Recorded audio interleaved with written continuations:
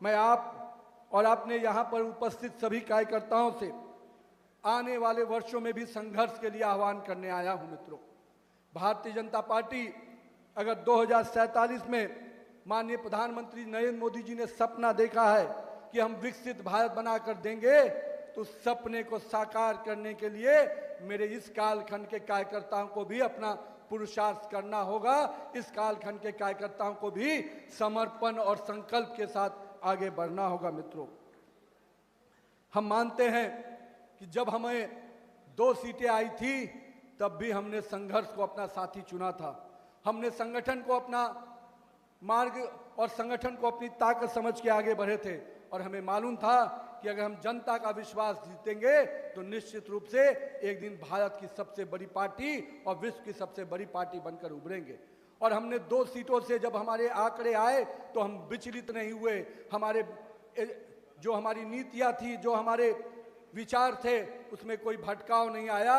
हमने उस दिन भी वही संकल्प किया था, जहां हुए बलिदान मुखर्जी वो कश्मीर हमारा है। उस सपने को साकार किया तो हमारे नेता माननीय प्रधानमंत्री नरेंद्र मोदी जी ने साकार किया। मित्रों, यानी हम वैसे संगठन के लोग हैं जो कहीं ना कहीं तप, त्याग, परिश्रम से परिणाम को लाने का संकल्प लेके आगे बढ़ते हैं। मित्रों, आज जब पूरे देश में एक वातावरण बना है, लोग पूछते हैं क्या बदला, तो मैं उनको बताना चाहता हूं कि 2014 के पहले का भारत एक निराशा में, करप्शन में और कहीं ना कहीं कह सकते हैं कि एक युवा पीढ़ी को ये लगता था कि मेरा भविष्य कहां जाएगा, मेरे भारत का भविष्य कहां जाएगा। पर आज का युवा, आज के भारत के लोग मान के चलते हैं कि नरेंद्र मोदी जैसा शख्सियत है जो कोरोना में भी हमको, आपदा में भी पूरी चुनौतियों के साथ बाहर निकालने का सक्षम रखता है। विदेशी ताकतें भी अगर हमारे सामने खड़ी होती हैं तो उनको ईंट का जवाब पत्थर देने में क्षमता रखता है।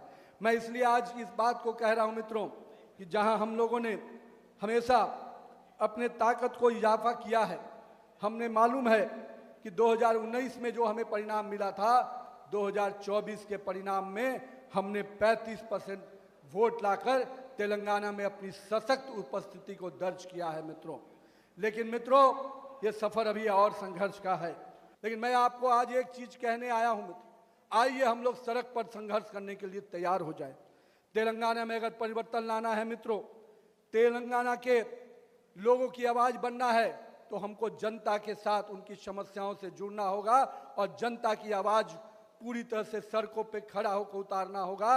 और मुझे पूरा भरोसा है कि मेरे भाजपा के कार्यकर्ता, मेरे पार्टी के कार्यकर्ता पूरी ताकत से जनता के विषयों को अगर सड़क पर लेके उतर गए तो 2028 आपका होगा, भाजपा का होगा। मित्रों,